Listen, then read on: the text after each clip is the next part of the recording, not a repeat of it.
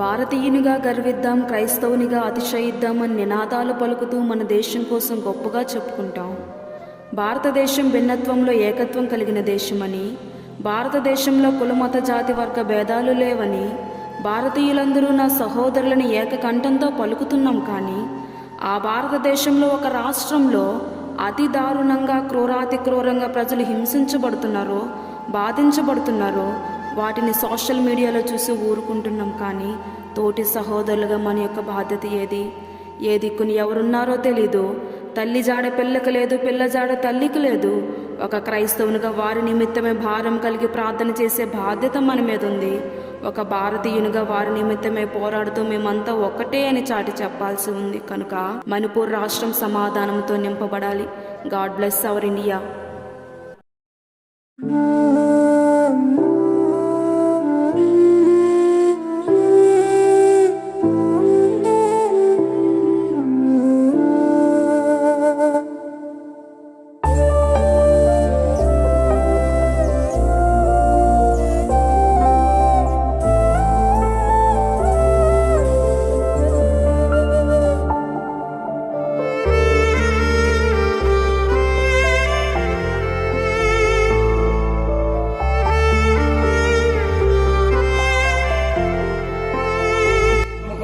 క్షేమం కొరకు ప్రార్థన చేసిన ఎంతైతే నీ నామం నిమిత్తం వారు పోగొట్టుకున్నారో అధికమైన రెట్టింపు వారికి అనుగ్రహింపచేసి త్వరలో వారి యొక్క స్థలాలు వారు స్థిరపడడానికి సహాయం దయచేయండి.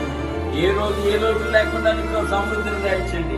ఇక్కడ కొంతమంది బలహీనలు కనబడుతున్నారు నాయన, వారిని బలపరచండి. చాలా మంది చిన్న పిల్లలు ఉన్నారు, వారి యొక్క భవిష్యత్తు మీద ఈ యొక్క సమస్యలు ఏ విధంగా ప్రభావితం కాకుండా వారికి మంచి భవిష్యత్తును అనుగ్రహింపచేయండి.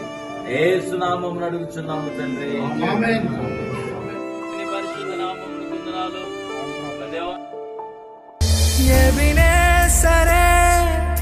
ఎబినేసరే ఇంతకాలం కాచితివే, ఎబినేసరే నా తోడువై నడచితివే.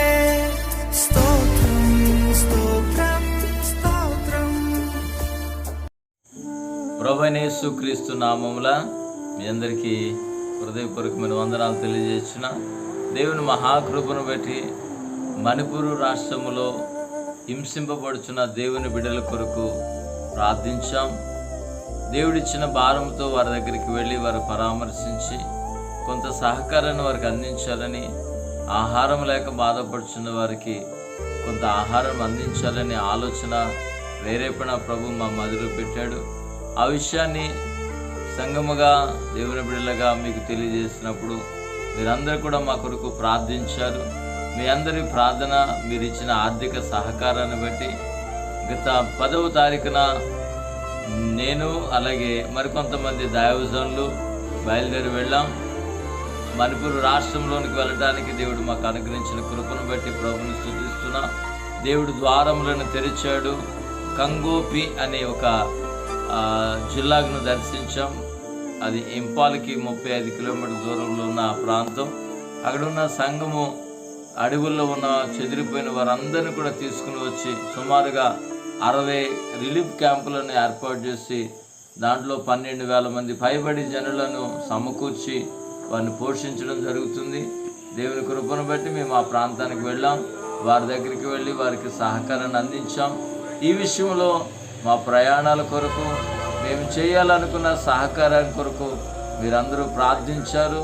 మీ యొక్క గుప్పిళ్ళను విప్పి మీ సహకారాన్ని అందించారు. అందును బట్టి మేము ఆ ప్రాంతానికి వెళ్ళటానికి, వారికి కొన్ని ఆహార పదార్థాలు కొనివ్వటానికి దేవుడు అవకాశాన్ని ఇచ్చాడు. అలాగే మీరందరూ కూడా ప్రార్థించినందుకు మీకు ప్రత్యేకమైన వందనాలు. ఆర్థిక సహకారాన్ని మాకు అందించినందుకు మరొకసారి వందనాలు. ప్రార్థించినందుకు మీ అందరికీ వందనాలు. సహకరించిన దేవునికి, మార్గం తెరిచిన దేవునికి మా హృదయపూర్వకంగా కృతజ్ఞతాస్తుతులు చెల్లిస్తున్నా. దేవుని ప్రజలను మేము చూచినప్పుడు మా మనసులో మరొక భారాన్ని కూడా దేవుడు పెట్టి ఉన్నాడు. అది భయంకరమైన చలి ప్రాంతం. అక్కడున్న ప్రజలు చలికి చాలా ఇబ్బంది పడుతున్నారు. వారికి సరైన వస్త్రాలు కూడా లేని పరిస్థితి. అయితే వారికి మేము చెప్పొచ్చాం, దేవుని చిత్తమైతే మరలా సెప్టెంబర్ నెల మొదటి వారంలో వెళ్ళటానికి సిద్ధపడుచున్న వారి కొన్ని ఈ చలిని కాచుకోవడానికి స్వెటర్ లాంటివి, పిల్లలు చదువుకోవడానికి నోట్బుక్స్, పెన్స్ లాంటివి, స్టేషనరీ ఇవ్వడానికి మేము సిద్ధపడుతున్నాం. కానీ మీరు కూడా ప్రార్థించండి. మీరు కూడా మాతో చేతులు కలిపి మణిపూర్ ప్రాంతంలో క్రీస్తు నిమిత్తం హింసింపబడిన వారికి సహకారాన్ని అందించండి, ప్రార్థించండి. దేవుడు మనలందరినీ దీవించి రాబోయే దినాలు ఇంకా ఘనమైన కార్యాలు చేయడానికి మంచి మనసును మనందరికీ అనుగ్రహించును గాక. ఆమేన్.